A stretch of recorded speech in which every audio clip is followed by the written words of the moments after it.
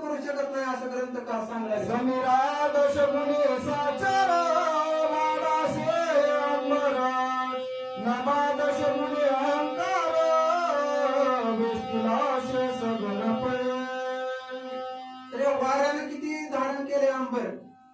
वारं कुठं नाही, जिथं वारं नाही तिथं माणूस नाही जगू शकत.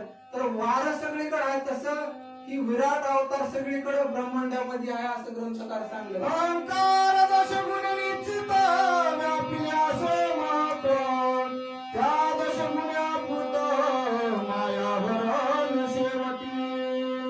मग जेव्हा कधी आपण ती ज्ञानेश्वरीमध्ये उलट झाड बघता तेव्हा ब्रह्म माया आणि महतत्व राहते.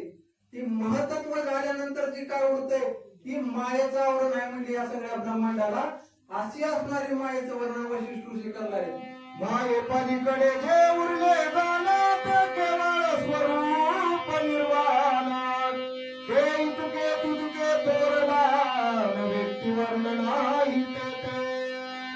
मग एकदा त्या मायेच्या पलीकडे गेलं माणूस तितका कुठं जाते परब्रह्माला प्राप्त होते. म्हणजे ती मायेतून निघाले की माणूस परब्रह्माला उठते. म्हणजे माया संपली की फक्त शुद्ध परब्रह्म उठते. म्हणजे मायेपासून माणसानं परब्रह्म प्राप्तीकडे जावं असं ग्रंथकार सांगायचे. ऐसा मायेचा